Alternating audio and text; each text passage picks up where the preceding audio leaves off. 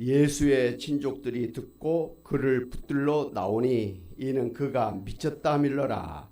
예루살렘에서 내려온 서기관들은 그가 바알세불이 집혔다 하며 또 귀신의 왕을 힘입어 귀신을 쫓아낸다 하니 예수께서 그들을 불러다가 비유로 말씀하시되 사탄이 어찌 사탄을 쫓아낼 수 있느냐. 또 만일 나라가 스스로 분쟁하면 그 나라가 설 수 없고 만일 집이 스스로 분쟁하면 그 집이 설 수 없고 만일 사탄이 자기를 거슬러 일어나 분쟁하면 설 수 없고 망하느니라. 사람이 먼저 강한 자를 결박하지 않고는 그 강한 자의 집에 들어가 세간을 강탈하지 못하리니 결박한 후에야 그 집을 강탈하리라. 내가 진실로 너희에게 이르노니 사람의 모든 죄와 모든 모독하는 일은 사하심을 얻되 누구든지 성령을 모독하는 자는 영원히 사하심을 얻지 못하고 영원한 죄가 되느니라 하시니 이는 그들이 말하기를 더러운 귀신이 들렸다 함이러라. 아멘. 예수님께서 요단강에서 세례 요한에게 물세례를 받으실 때 하늘에서 성령이 비둘기같이 강림하여서 예수님에게 성령 세례를 베풀어 주셨습니다.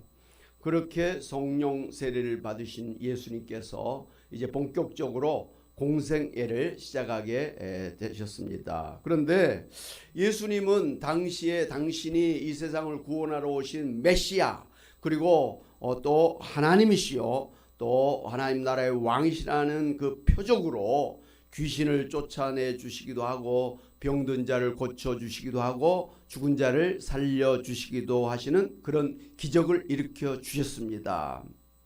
그런데 오늘 성경을 보니까 예수님의 친족들이 예수님이 미쳤다고 하면서 예수님을 붙잡으러 왔다라는 것이에요. 희한한 일이 일어난 거예요.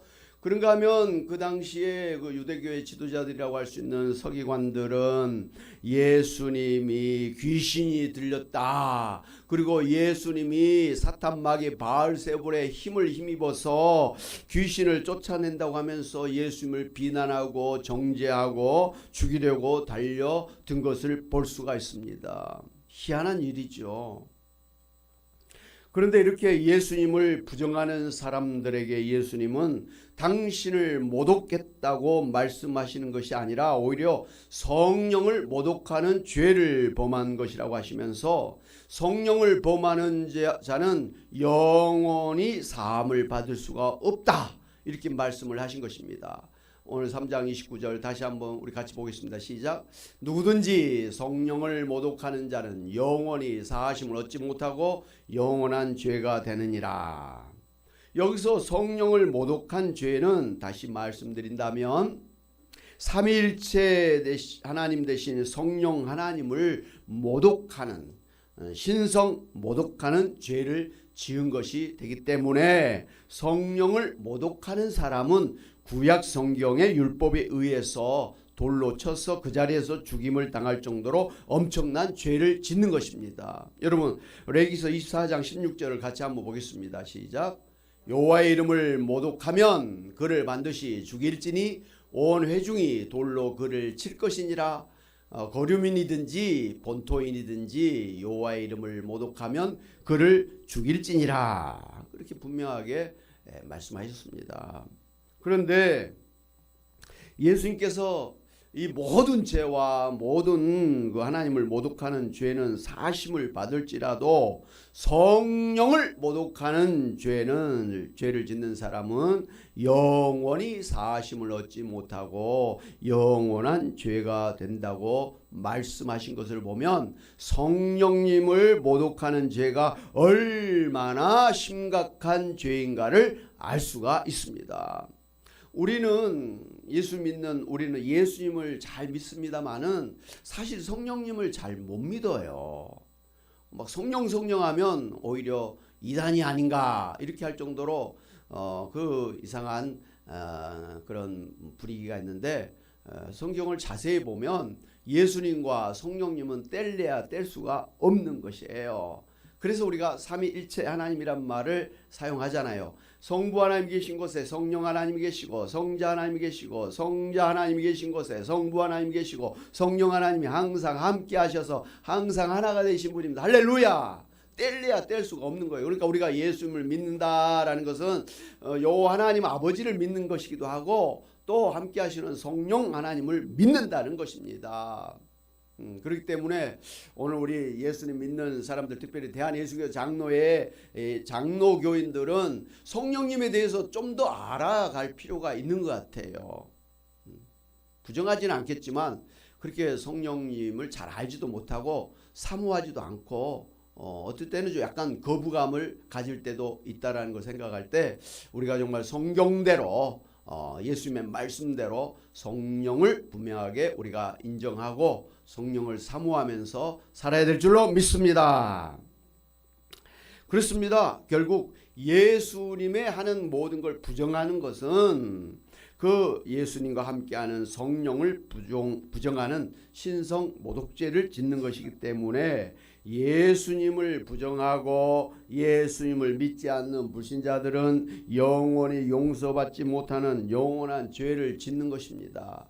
예수님께서 이제 재림하셔서 모든 사람들을 다 하나님의 심판대 앞에서 심판하신다고 했는데, 그 중에서 제일 큰 죄가 뭐냐면 예수님을 믿지 않는 죄가 가장 큰 죄예요. 아무리 세상에서 나름대로 착한 일을 하고 뭐 올바른 일을 하고 정의롭게 살았다 할지라도 예수를 믿지 않는 사람은 이 세상에서 가장 큰 죄를 짓는 것이기 때문에 결코 사함을 받지 못하고 영원한 죄인으로서 영원한 지옥 형벌을 피할 수가 없다는 것이죠. 여기서 우리가 중요하게 생각해야 되는 것은, 예수님께서 이제 귀신을 쫓아내 주시고 그리고 각색 병든 자를 고쳐주신 그런 표적들은 예수님과 함께 하시는 성령께서 능력으로 역사해 주신 결과라는 것입니다. 여러분, 그렇다고 오해하면 안 돼요. 예수님이 성령 없이는 뭐 귀신을 쫓아내거나 병든 자를 고쳐주시지 못한다는 뜻은 절대 아니에요.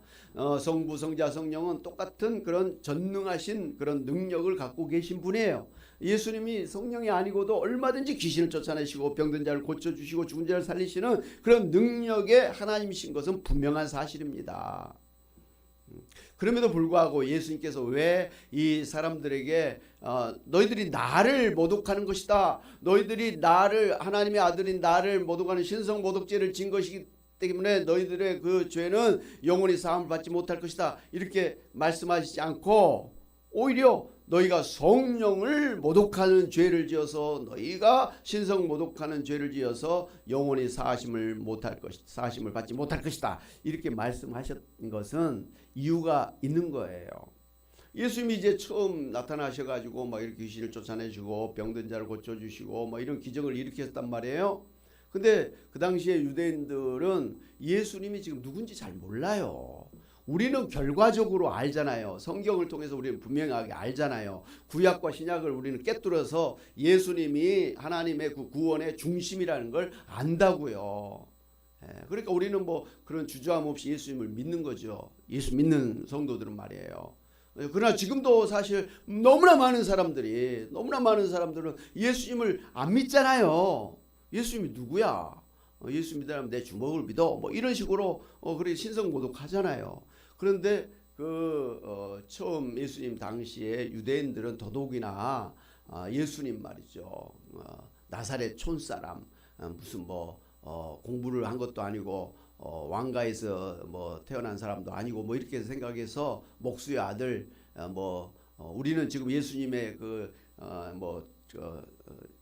초상화라 그래야 되나? 뭐 이런 성화를 보면 아주 뭐 멋있게 뭐 금발을 해가지고 멋있는 분으로 이렇게 우리를 생각하지만, 이사야 53장 예수님은 잘생기지 않은 그런 분이셨어요. 그 당시에 이스라엘의 유대인들의 평균적인 남성의 얼굴을 보면 사각이 지고 좀 이렇게 투박스러운 그런 모습이라고 이야기를 합니다. 어찌됐든 그 당시에 예수님은 뭐 사람들에게 별로 볼품이 없었어요. 잘난 게 없었습니다. 시시한 사람이었어요. 그런데 뭐 갑자기 나타나가지고 귀신을 쫓아내고 막 병든 자를 고치고 뭐 하나님의 나라가 가까웠느니 회개하고 뭐 구원을 받으라고 그러니까 이 도대체 이게 뭐지? 이게 듣도 보지도 못한 뭐 이렇게 생각하면서 듣보잡 같은 그런 분으로 생각을 했단 말이에요. 그러면서 오히려 이단이 아닌가, 이건 뭐 귀신이 씌어가지고 저런 짓을 하고 아닌가 뭐 이렇게 했던 거예요. 그 가족들조차도 그렇게 예수님 미쳤다고 생각하면서 막 붙잡으러 다녔다고 하니 뭐 알만하지 않습니까? 예수님을 구원자로, 하나님의 아들로, 메시아로 그렇게 받아들이지 못하는 그런 상황에서 너희가 나를 갖다가 부정하는 것은 이 하나님 앞에 사하심을 받지 못하는 그런 신성모독죄를 짓는 것이다 말하는 게 안 통하는 거예요. 그래서 그들이 알고 있는, 그들이 두려워하는 대로 하나님의 신, 하나님의 영이신 성령을 모독하는 죄는 영원히 사하심을 받지 못하는 영원한 죄를 짓는 것이다 하시면서 빗대어서 돌려서 말씀하신 거예요. 그러나 정확하게 말씀드린다면 너희들이 나를 부정하고 나를 갖다가 모독하는 것은 너희들이 지금 신성 모독죄를 짓는 것이다. 너희들이 지금 돌로 그 자리에서 마저 죽음을 당할 그런 죄를 짓는 것이다. 이렇게 말씀하시고 계신 거예요. 예수님을 모독하면 영원히 사함을 받지 못한다 그러면 그 통하지 않았기 때문에 그들이 알고 있는 그런 지식선에서 빗대어 가지고 돌려서 성령을 모독하는 죄는 사하심을 받지 못한다 말씀하신 거예요. 예수님께서 왜 그러면은 당신이 이렇게 하시고 당신이 모독을 당하는데 왜 당신이 모독당한 거라고 하지 아니하고 성령이 모독당하는 거로 이렇게 말씀하셨냐? 이게 틀린 말이 아니잖아요. 왜? 예수님은 늘 성령님과 함께 하셨잖아요. 그리고 사람들이 다 볼 수 있도록 성령님이 예수님과 함께 하시는 걸 다 볼 수 있도록 요단강에서 그 물세례 받을 때 막 성령이 비둘같이 예수님에게 강림하셨잖아요. 네, 그래서 예수님과 성령님은 늘 함께 하시는 분이기 때문에 어떻게 보면 같은 분이시잖아요. 그렇기 때문에 나를 모독하는 것은 성령을 모독하는 것이다. 성령을 모독하는 사람은 나를 모독하는 것이다. 하나님을 모독하는 신성 모독죄를 짓는 것이다. 이렇게 말할 수가 있는 것입니다. 할렐루야. 그래서 고린도전서 12장도 보고 로마서 8장에도 보면 이 성령을 하나님의 영이라고 했다가 그리스도의 영이라고 그랬다가 성령이라고 했다가 그냥 이렇게 교차적으로 이렇게 같이 막 사용한 걸 볼 수가 있어요. 왜? 같은 분이니까. 같은 하나이신 한 분 하나님이시니까. 그리고 늘 함께 계시니까. 세상을 창조할 때도 성부 성자 성령이 함께 하시고 세상을 구원하실 때도 성부 성자 성령이 함께 계시고 또한 이후로도 이 세상을 심판하실 때도 성부 성령이 함께 계시고 예수님이 십자가에 돌아가실 때도 성부 성자 성령님이 함께 계시는 것을 우리가 늘 봤잖아요. 예수님이 세례 받으실 때도 하늘에서는 성부 하나님이 그리고 성령이 비둘기같이 땅에서는 물에서는 예수님이 계신 걸 보았지 않았습니까? 늘 함께 계시는 한 분 하나님이신 것을 우리가 분명하게 알아야 됩니다. 그러니 예수님이 너희는 성령을 모독하는 죄를 짓는 것이다 하는 말이 틀린 말이 아니라 바른 말씀이다 라는 것을 우리가 알아야 됩니다.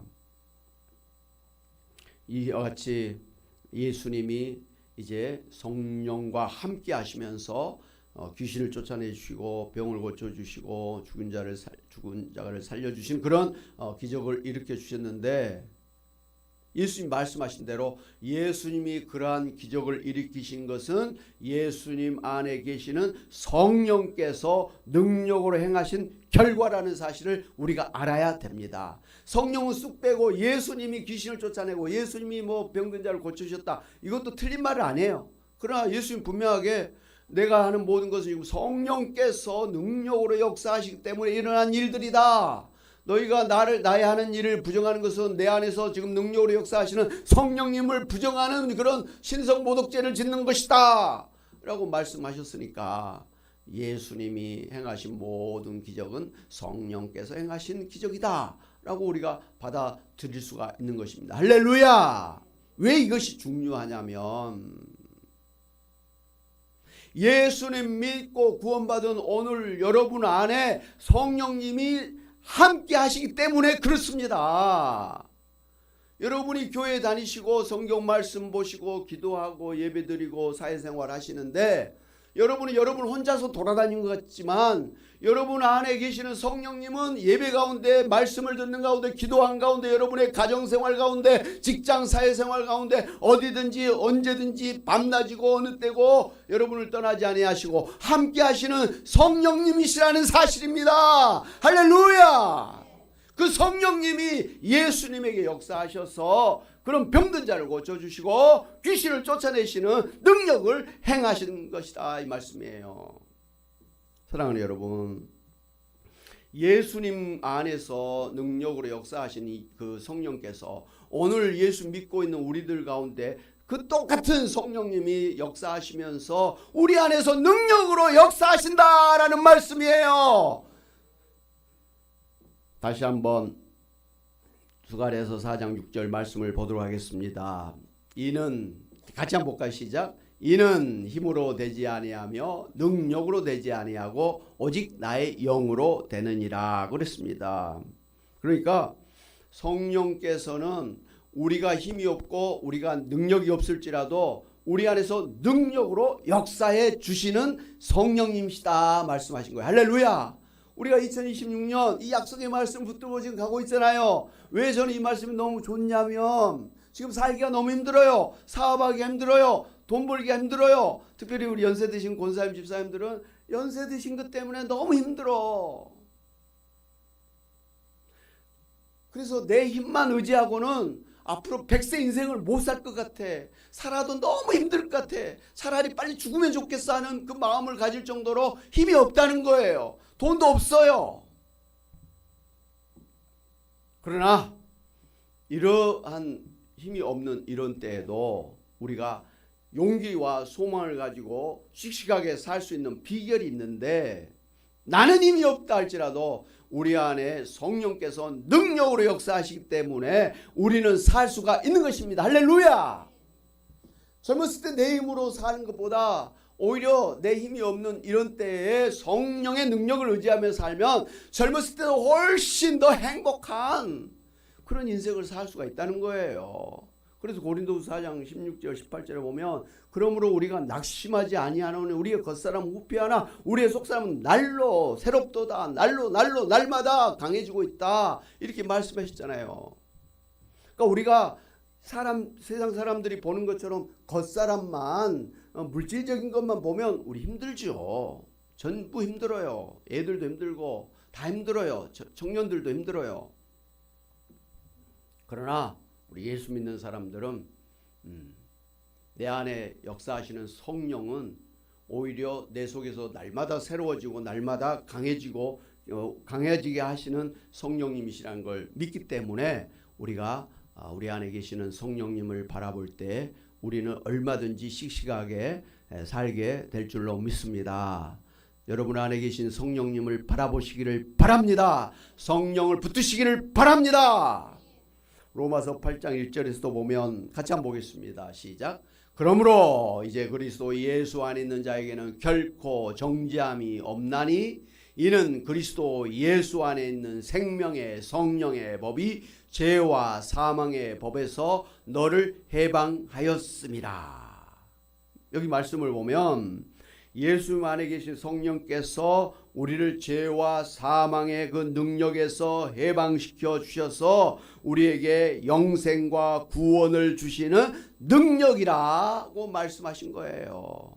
우리가 죄로부터 사단 마귀로부터 지옥의 권세로부터 해방돼서 구원받고 천국에 가고 하나님의 자녀가 되고 영생을 받는 것은 우리 안에 계시는 성령의 능력으로 됐다라는 거예요. 성령의 법이라는 것은 성령의 능력, 파워를 이야기하는 것이라 그랬잖아요. 다이너마이트와 같은 그런 성령의 그 능력으로 우리가 구원도 받고 우리가 지금 이런 신앙생활을 하고 있다라는 것이죠. 우리의 시작이 그렇습니다. 성령으로 시작된 우리의 구원이에요. 성령이 떠나지 않아요. 우리를 인도하시기 때문에 우리가 이와 같이 날마다 신앙생활하고 이와 같이 우리가 날마다 말씀 안에서 성화되어지고 있는 거예요. 이 모든 건 성령으로 인해서 되어진 것이다, 이 말씀이에요. 그러므로 우리가 구원받은 것도 사실이고 우리가 지금 이렇게 신앙생활하고 있는 것도 사실이 앞으로도 신앙생활할 것인데 처음부터 그리고 앞으로 남은 우리의 모든 신앙생활 인생 가운데 우리를 이끌어 주신 분은 단연코 성령님이시라 이 말씀이에요. 할렐루야. 성령님은 그런데 능력이시라 이거예요. 능력. 성경의 단어로 보면 다이너마이트 같은 능력이라 그랬습니다. 오늘 전 세계는 뭐 핵 미사일 뭐 이런 걸 지금 최고의 파워로 생각을 하고 있잖아요. 그 핵이 이제 뭐 한 군데에서만 떨어지면 핵 전쟁으로 지구가 깨진다. 종말이 온다. 이건 뭐 너무너무 당연하게 생각하고 있는 거 아닙니까? 핵 파워를 최고의 파워로 생각하지 않습니까? 핵은 지구를 파괴할지는 모르지만 이 세상을 천국으로 만드는 능력은 없습니다.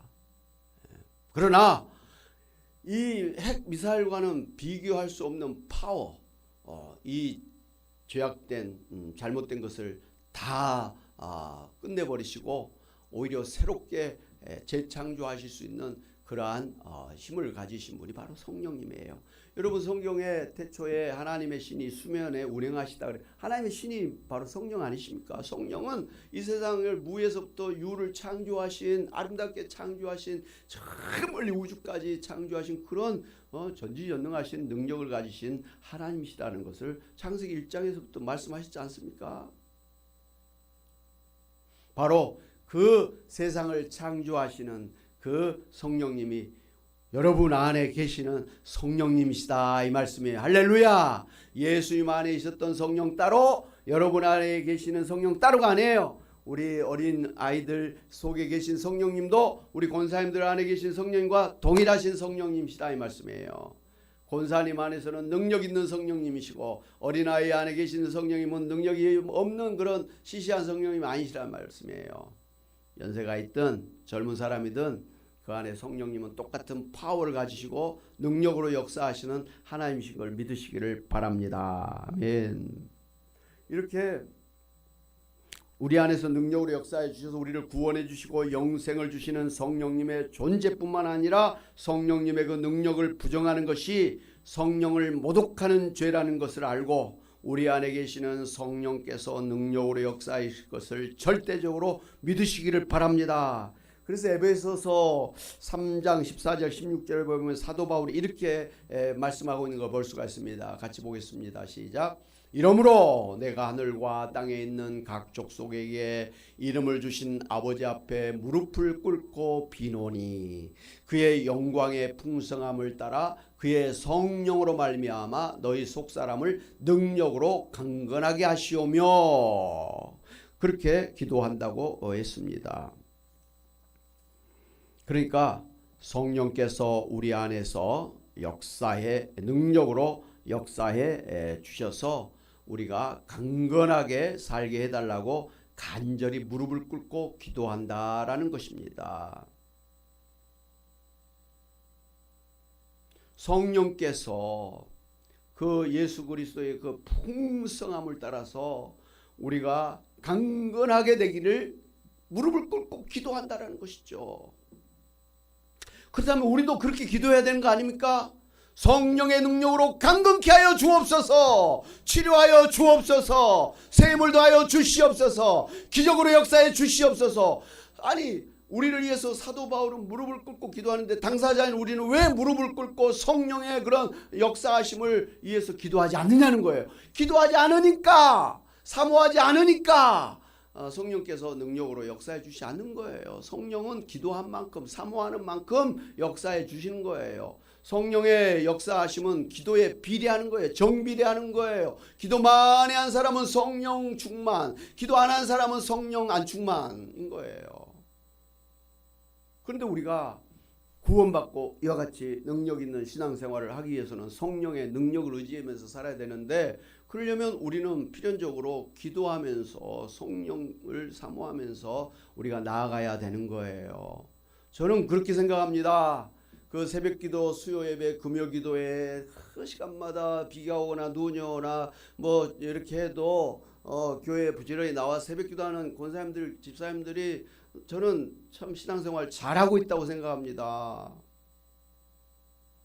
옛날에 제가 기억하기는 옛날에 우리 신앙의 선조들은요, 선진들은 다 새벽기도, 수요예배, 금요기도에 소위 구역예배 뭐 진짜 열심히 했었어요. 그리고 소위 금요기도에는 우리는 지금 1시간 딱 하고 끝납니다만은 철야기도를 했잖아요. 거기서 끝나지 않았잖아요. 수시로 기도원에 가가지고 금식 기도하고 산기도하고 저 삼각산에 그냥 개구리처럼 개골개골 한다고 할 정도로 막 그렇게 매일 밤 가서 기도했지 않습니까? 그래서 그때는 한국 교회가 부흥이 일어났잖아요. 여러분이 아신 것처럼 막 교회도 많이 생기고 막 부흥회도 많이 있고 교회가 막 부흥 성장하고 뭐 세계적인 교회들이 막 쑥쑥 나타났잖아요. 그 기도하기 때문에 성령께서 강하게 역사해 주시기 때문에 그런 놀라운 부흥의 역사가 일어났었어요. 그래서 우리나라가 막 그렇게 대단하게 그 6.25 전쟁의 그런 모든 어려움을 극복하고 세계 경제 10대국 안에 들어간 거 아니에요? 기도의 결과로 그렇게 된 거예요. 물론 우리나라의 이런 부흥의 역사는 1907년에 평양 대부흥회를 통해서 그때 성령이 막 역사하시는 그런 걸 경험하면서 일제시대인데도 불구하고 열심히 기도하고 막 부흥회하고 그랬지 않습니까? 가장 나라가 어려울 때 기독교는 가장 왕성하게 하나님 앞에 기도하면서 성령 충만했던 거예요. 그 열매를 지금까지 우리가 누리고 있는 것입니다. 오늘 예수님 믿고 구원받은 성도 여러분은 분명히 아셔야 돼요. 성령으로 내가 지금 살고 있다는 걸 아셔야 돼요. 근데 그 성령의 그 능력은 기도하는 만큼 역사하시는 거예요. 그냥 주일날 1시간 와서 예배드리고 그게 신앙생활이라고 생각하면 그냥 그 정도의 성령의 역사를 누리고 사는 거예요. 바라기는 형편 때문에 뭐 교회 다 못 나오신다 할지라도 집에서라도 각자의 경건생활, 기도생활 열심히 하시는 여러분이 되시길 바랍니다. 어린 아이들부터 우리 젊은 장년들, 노년에 이르기까지 핑계대지 마시고요. 그게 내가 사는 길이에요. 내가 믿음 생활 잘하는 것이고 하나님 앞에 제대로 신앙생활 하는 거예요. 성령을 사모하면서 성령을 붙들고 사시기를 바랍니다. 그래서 사도 바울은 갈라디아서 5장 16절에 이렇게 우리에게 명령을 하지요. 같이 한번 보겠습니다. 시작. 내가 이르노니 너희는 성령을 따라 행하라. 그래야면 육체의 욕심을 이루지 아니하리라. 이어서 갈라디아서 5장 25절에서도 같이 말씀합니다. 시작. 만일 우리가 성령으로 살면 또한 성령으로 행할지니. 우리는 성령을 모시고 사는 사람이니까 성령을 따라서 살아라는 말이에요. 행하라는 말이에요. 에베소 5장 18절에 또 말씀을 하고 있습니다. 같이 한번 보겠습니다. 술 취하지 말라. 이는 방탕한 것이니 오직 성령으로 충만함을 받으라. 여러분, 술 취한다는 것은 술의 기운으로 사람이 막 말도 하고 막 그렇게 사는 거 아니에요. 갑자기 없던 용기도 내 가지고 막 이렇게 말하기도 하고 막 그렇지 않습니까? 그게 술 취하면 그 술 기운이 사람을 딱 장악한다는 거잖아요. 마찬가지로 우리가 어떤 신앙의 삶을 살아야 되냐? 성령으로 취해야 된다는 거예요. 성령으로 충만해. 충만이라는 건 아구까지 꽉 차고 넘치는 상태를 한마디로 충만이라 그래요. 머리에서 발끝까지 성령으로 가득 차서 성령으로 생각하고 성령으로 말하고 성령으로 행동하는 거예요. 이걸 갖다가 우리 성령 충만을 받으라. 받으라 명령이에요. 받아라 명령. 예수님도 성령을 받으라 이렇게 말씀하셨어요. 현재 107세의 고령이심에도 불구하고 왕성하게 저술과 강연으로 활동하고 계시는 분이 계시죠. 여러분이 잘 아시는 김영석 교수님이시죠. 참 신기하죠. 예. 그분은 나는 왜 크리스찬이 되었는가라는 책에서 14살 때 일을 간증을 했습니다. 평북 운산 금광에서 태어나신 그분은요, 출생 시에 몸이 약하고 경풍이라는 지병이 있어서 숨이 가쁘고 의식이 잃고 쓰러지는 일이 많았다고 합니다. 그래서 의사는 언제 죽을지 모르니까 이 아이는 초등학교를 졸업하면 더 이상 학교를 보내지 말라고 부모에게 경고했다고 합니다. 그러나 초등학교를 졸업할 때 그 초등학교 담임 선생님이 이 아이를 보니까 너무 공부도 잘하고 똑똑하거든요. 그래서 너는 중학교를 가야 된다, 공부를 계속해야 된다고 하면서 입학 원서를 써 주었습니다. 그 자신도 초등학교를 졸업하고 더 공부하고 싶었던 거예요. 그래서 그 중학교 입학 원서를 부모님에게 갖다 드렸더니 부모님이 그 입학 원서를 보고는 막 어찌할 바를 몰라가지고 쩔쩔맸다고 합니다. 이 아이를 중학교에 보내면 죽는다고 의사 선생님이 말하는데 이 아이는 중학교를 가겠다고 이렇게 입학 원서를 갖고 왔으니 이걸 어찌하면 좋나, 이걸 보내면 좋긴 좋겠지만 이 아이가 죽는다고 하니 이거 어찌하면 좋을까 쩔쩔맨 거예요.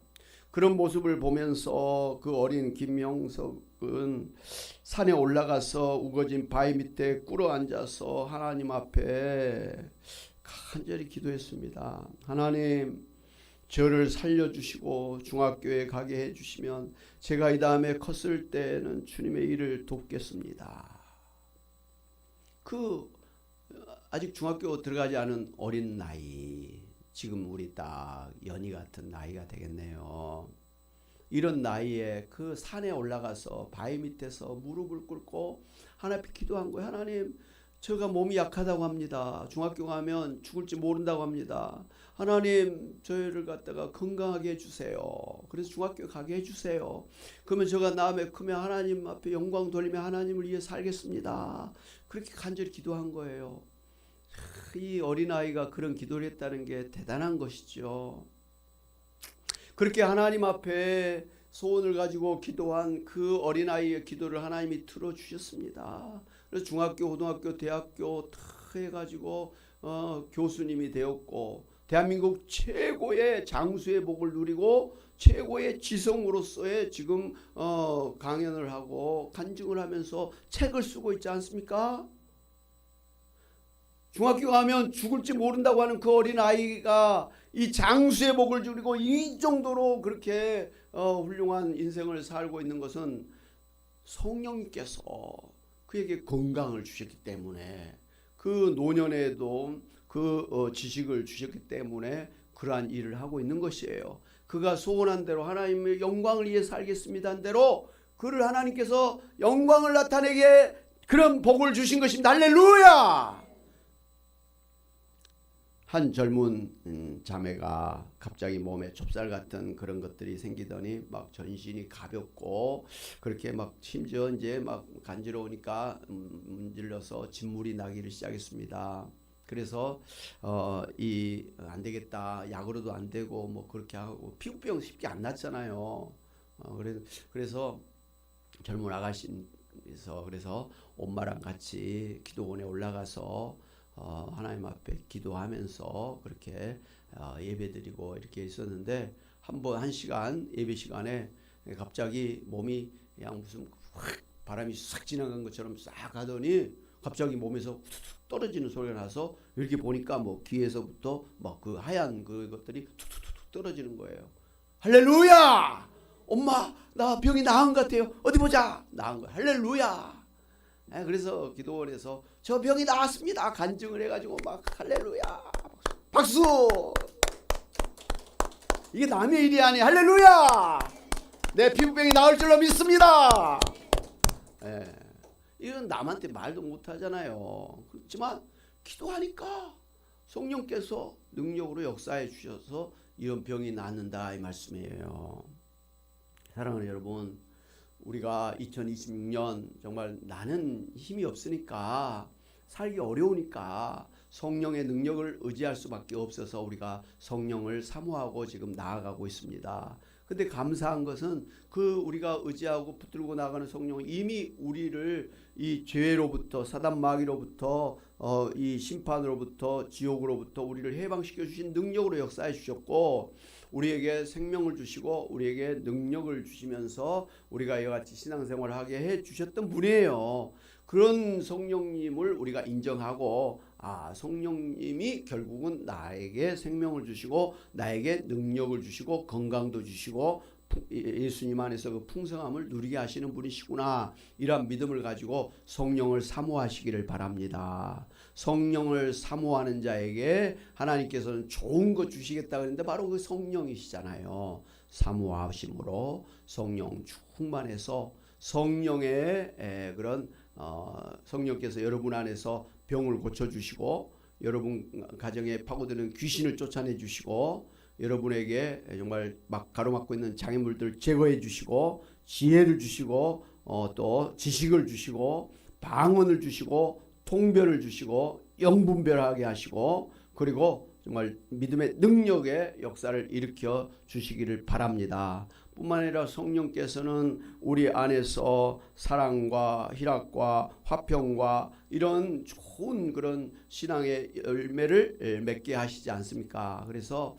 사람들 사이에서 정말 사랑하고 서로 정말 기뻐하고 용서하고 인내하고 오래 참고 자비를 베풀고 인자함을 베풀고 양선을 가지고 충성하고 절제하면서 그렇게 좋은 인간관계, 좋은 사회생활 하시는 여러분 되시기를 바랍니다.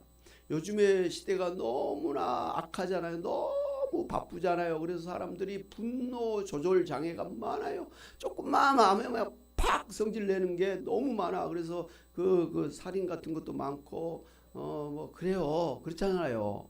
이게 남의 일이 아니잖아요. 여러분 자신 한번 돌이켜 보시길 바랍니다. 내가 이전보다 훨씬 인자하고 온유한 사람이 됐는지, 내가 훨씬 까칠하고 성질도 잘 내고 화도 잘 내는 그런 사람이 됐는지 여러분 보시기를 바랍니다. 시대가 악하고 그렇지 할지라도 우리가 그렇게 살아서는 안 되거든요. 성령은 오히려 우리로 하여금 어떤 일을 당해도 기뻐할 수 있고 여유를 가지고 어떤 나를 힘들게 하는 사람일지라도 자비, 양선, 인자함을 가지고 인내하고 끝까지 참고 말이죠. 어제도 결혼식에 갔다 왔어요. 고린도전서 13장 사랑장을 이야기하시더라고요. 사랑은 오래 참고 제일 마지막에 사랑은 오래 참는다. 시작도 오래 참고 마지막도 오래 참는 거예요. 결혼 생활은 만만치 않잖아요. 현실이잖아요. 그동안 남녀 따로 살던 사람이 갑자기 뭐 결혼했다고 같이 집에 사는데 뭐 좋은 일만 있는 게 아니잖아요. 너무너무 힘든 거예요. 같이 산다는 것 자체가 너무너무 힘든 거예요. 부부간에도 그렇고 부모와 자식간에도 그렇고 형제 자매 친구랑 같이 한 방에서 사는 거 이거 엄청나게 힘든 거예요. 그럴 때 같이 살 수 있는 유일한 비결은 사랑이라기보다는 오래 참아주는 거예요. 인내하는 거예요.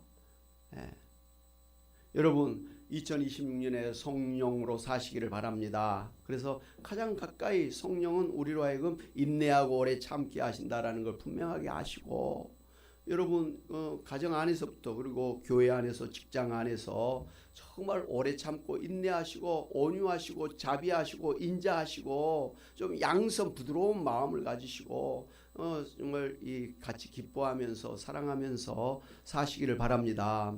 이게 성공적인 가정생활, 성공적인 부부생활, 성공적인 직장생활이잖아요. 제가 우리 주변에서 들으니까 어떤 분이 직장을 다녔어. 그런데 자기 마음에 좀 안 맞는다고 그냥 막 불평 불만하고 소리치고 이러다 보니까 그냥 잘린 거예요. 그래서 또 직장을 가졌는데 또 거기서도 불평 불만 막 그렇게 하니까 또 잘린 거예요. 그래 놓고는 울고 있다는 거예요. 그 좋은 직장을 자기가 나왔다는 거에 대해서. 그러니까 계속 다니고 싶은데 결국은 잘려서 못 다니는 이유가 뭡니까? 다른 사람을 막 비난하고 욕했지만 결국은 그런 사람들을 참아주지 못하고 인내하지 못하고 그때마다 자기 성질대로 그냥 막 욕하고 그렇게 했기 때문에 어디를 가든지 그 사람은 그렇잖아요. 다 잘해주는 사람이 어디 있어요. 직장에 특별히 월급 주는 사람이. 그렇기 때문에 나름대로 직장생활 하려면요 어쩔 수 없어요. 참아야 돼요. 인내해야 돼요.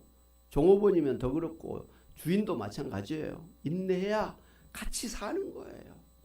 그 인내하시고 사랑하게 하시는 분이 누구라고요? 성령님이에요. 그렇기 때문에 성령님을 붙들면 여러분 부부 사이가 좋아지고 가정이 화목하게 되고 교회가 화평하게 되고 직장생활이 원만하게 되고 그래서 성공하게 되는 것입니다. 할렐루야. 어찌됐든 우리 개인적으로 마음이 평안하고 가정의 평화가 임하고 정말 우리가 능력 있는 그런 삶을 살기 위해서는 우리 안에 역사하시는 성령님 붙들고 살아야 될 줄로 믿고 2026년 어찌됐든 성령 대망하면서 성령으로 행하라, 성령으로 살아라, 성령 충만하라, 성령의 열매를 맺어라, 성령 은사를 사모하라. 다 성령이잖아요. 성령으로 사심으로 성령 충만해서 능력 있는 행복한 천국인의 삶을 사시기를 주님의 이름으로 축원하옵나이다. 아멘. 우리 찬양을 같이 하고 기도하겠습니다. 성령의 은사를 사모하면서 찬양하겠습니다. 은혜가 풍성한 하나님은 박수면서 힘차게 하겠습니다.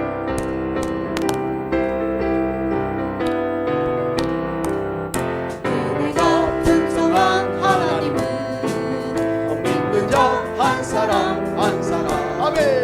어제도 오늘도 언제든지 변창고 보호해 주시니 그렇습니다.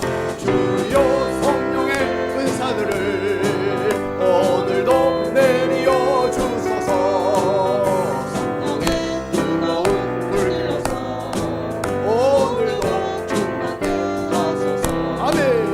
정령과 죄악의 물들을 성령의 불길로 태우사 정결케 하소서. 태우소서. 깨끗해 하여 주옵소서. 주여 성령의 은사들을 오늘도 내려 주소서. 성령의 뜨거운 불 내려서 오늘도 충만케 하소서. 아멘. 일생의 죄물로 도와가신 어린 양 우리 주 예수여 아멘. 풍성의 은혜를 내리시사 오늘도 구원해 주소서. 아멘. 주여 성령의 은사들을 오늘도 내려 주소서. 아멘. 성령의 뜨거운 불 길어서 오늘도 충만케 하소서. 주님의 기쁘신 은혜만을 세상에 널리 전하리니 하늘의 능력과 권세로서 아멘. 오늘도 있고 주옵소서. 주여 성령의 은사들을 오늘도 내려 주소서. 성령의 오늘도 충만케 주여 성령의 은사들을 주여 오늘도 내려 주소서. 아멘. 성령의 뜨거운 불 오늘도 충만케 주여 성령의 은사들을 오늘도 내려 주소서. 성령의 뜨거운 불 오늘도 주여 성령의 은사들을 오늘도 내려 주소서. 아멘. 아멘. 오늘도 충만케 하소서. 여러분 이 시간 양손을 들고